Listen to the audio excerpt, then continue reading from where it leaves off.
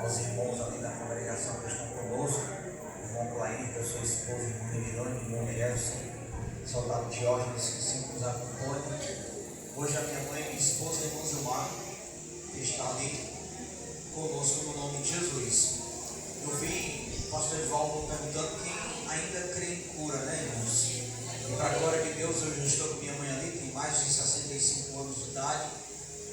E eu não lembro se eu já falei aqui outra vez, mas se eu tiver falado, ela nunca me acompanhou aqui, está me acompanhando hoje. Quero dizer para vocês que essa mulher com mais de 65 anos de idade, há pouco menos de 2 anos, enfrentou o câncer do colo do útero. E ela fez mais de 40 rádio, mais de 40 quimio. Mas nesse tempo de oração para a glória do nome de Jesus, seu cabelo não caiu, sua vida não desceu à sepultura, mas que o Senhor deu a cura a ela e ela está curada para a glória do nome de Jesus. Bem, agora já está até marcado para ir bater o sino lá no hospital do ICC, né? Porque Deus, ele é fiel, ele é maravilhoso. Então, isso é o que faz a diferença nos dias de hoje, irmãos. E o segundo ponto que eu quero enaltecer o Senhor nessa noite é agradecer pelo livramento que até pouco tempo Ele nos deu. Acredito que mais ou menos uns 3, 4 meses atrás já, que o Senhor nos levou. Eu estava ministrando numa igreja ali, no fundo do terminal, no fundo do cemitério do Bom Jardim. E naquele dia, estava pregando uma palavra. Deus me deu ali em Mateus 11:28, que diz o seguinte: vinde a mim os que estáis cansados, oprimidos, sobrecarregados, né? E o Senhor os aliviará. Aprendei de mim que meu jugo é manso, leve, suave. E por aí eu comecei a pregar. Eu pregando para aquela igreja, eu disse, aí no meio da pregação, eu disse: eu não estou entendendo, Senhor, por que eu estou pregando uma palavra para uma igreja salva?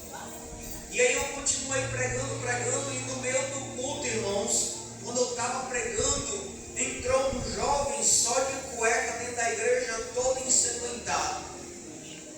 E aí a gente, quando ele entrou ali se tremendo, né, pedindo para não morrer, aí o Senhor falou para mim, eu pregando, o Senhor disse: a palavra não é para a igreja, a palavra é para ele. Mas o que é que Deus faz por uma alma? Naquele dia, aquele jovem estava no lugar errado, na hora errada, e ele estava na mão de pessoas que iam matar ele. Pastor, qual foi o livramento? O livramento é que quando os caras estavam matando ele, apareceu uma viatura fazendo a ronda dela, os caras viram a luz da viatura, ficaram com medo, e aí foi a oportunidade que ele conseguiu escapar. E aí qual foi? O único ponto de apoio que ele encontrou foi uma igreja com as portas abertas. E naquele dia que o jovem entrou só de cueca, todo ensanguentado já, entre a vida e a morte, irmão. Mas eu quero dizer para você que lá no final de todas as coisas, né, ele entrou. Aí Deus é tão maravilhoso que você já ouviu aquele dito popular: se correr o bicho pega, se ficar o bicho come. Não tinha para onde correr, irmão, porque o fundo, né, que da igreja, a parede era a parede do cemitério. Do lado de fora tinha uma multidão esperando para matar ele. E a gente ali intercedendo, dizendo: Jesus, deixa esse povo invadir a igreja, né, para matar aquele jovem. E quando terminou o culto, aí foi que o negócio piorou mais ainda, porque agora ele está clamando pela vida dele. E aí Deus nos deu sabedoria naquele lugar. Eu chamei o pastor local e disse: pastor, o senhor mora num bairro, o senhor deve conhecer a galera, vá lá, interceda pela vida dele. E aí assim o pastor fez, irmão. Foi lá, chamou aquele povo que estava lá de fora, que queria matar ele, intercedeu, e o povo ouviu o pastor, mas o povo disse: a gente precisa interrogar ele. E assim o pastor fez. Ainda levou ele, interrogaram ele. E ali, irmãos, né, ele foi contar que ele era afastado de uma igreja e tudo, e que parece que estava visitando a casa de um parente, alguma coisa, não lembro agora. Mas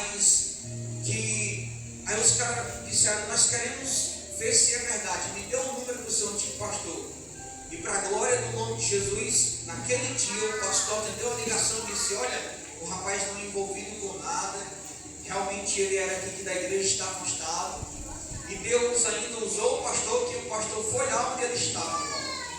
E aí foi o livramento que Deus deu àquele jovem. E ele saiu daquele lugar naquela noite, né, salvo de novo para a glória do nome de Jesus. Então, tem coisas que nós não entendemos agora, mas nós vamos entender depois, né? Tá certo? E eu quero nessa noite ler um texto com você da palavra do Senhor, que está no livro de Daniel. Abra sua Bíblia, Daniel capítulo de número 1, verso de número 8. É só você encontrar o livro de Salmos. Você pega a Bíblia no meio dela. Quando você abrir a Bíblia no meio dela, você vai encontrar o livro de Salmos. Vai para frente um pouquinho, você vai encontrar Salmos, Provérbios, e aí depois vai vir os profetas maiores, e aí depois de Ezequiel você vai encontrar Daniel, tá bom?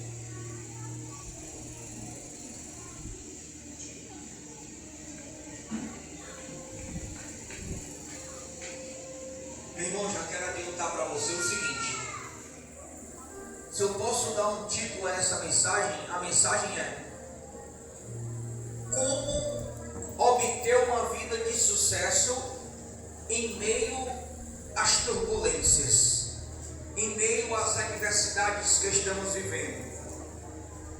Mas como obter essa vida de sucesso? Daniel capítulo 1 e verso de número 8.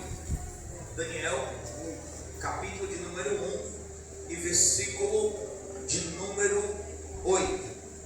Quero dizer para você que nessa noite eu não vim exortar a igreja, mas eu vim falar aquilo que o Senhor tem colocado no nosso coração. Aleluia. Esse texto ele é muito claro no capítulo de número 1, verso 8, quando diz o seguinte, irmãos: todos encontraram? Diz Amém. assim: e Daniel assentou no seu coração não se contaminar com a porção do manjar do rei, nem com o vinho que ele bebia. Portanto, pediu ao chefe dos eunucos que lhe concedesse não se contaminar. Ora, deu Deus a Daniel graça e misericórdia diante do chefe dos eunucos. E disse o chefe dos eunucos a Daniel: tenho medo do meu senhor, o rei, que determinou a vossa comida e a vossa bebida, porque veria ele os vossos rostos mais tristes do que os dos jovens que são vossos iguais. Assim arriscareis a minha cabeça para com o rei. Então disse Daniel ao despenseiro, a quem o chefe dos eunucos havia constituído sobre Daniel, Ananias, Misael e Azarias: experimenta, peço-te, os teus servos 10 dias, fazendo que se nos dê legume a comer e água a beber. Então se veja diante de ti a nossa aparência, a aparência dos jovens, que comem a porção do manjar do rei. E conforme vires, te ajas com os teus servos. E ele conveio nisso e os experimentou 10 dias.